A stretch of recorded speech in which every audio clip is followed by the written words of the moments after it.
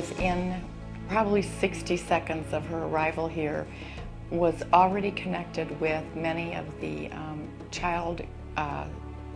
children's initiatives that were underway, and was involved initially doing a research and study on having an advocacy organization for children and families.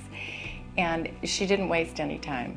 And so she came knocking at the Child and Family Resource Council's door shortly thereafter and became involved in the Healthy Start initiative from the very beginning. From the service providers to the government people to the philanthropists, she has a connection to all of them through her work. And I think with those relationships, she's been able to listen a lot and find joint commonalities that everyone's seeking to make positive change happen. I think as you look throughout the community, there's a great need for services for children, and I think when we talk about children, we're also talking about families.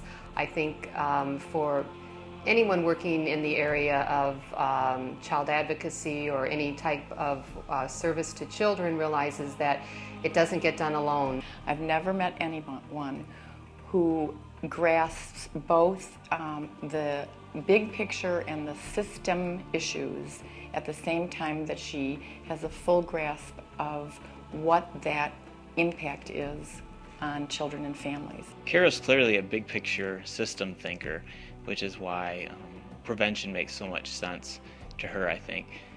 When you look at back-end services that children need, sometimes when they've been abused or neglected, they're much more expensive for the community, but also harmful to the child and to their familial relationships.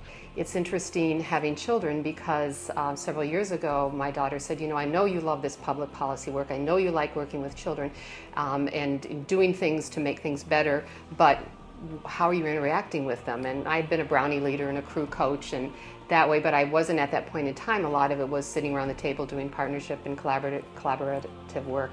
And so she challenged me. She said, you really need to go out there and do some hands-on. So she used to be a tutor at Martin Luther King, and so I then started working with the Mixed Greens program there after school and working in the gardens with the children. And she's right, you do the big picture stuff, but sometimes it's nice just to sit down at a table and work with the children one-on-one like that. The reasons for my nomination for her are because so much of her work now is on a voluntary basis, but is conducted so professionally.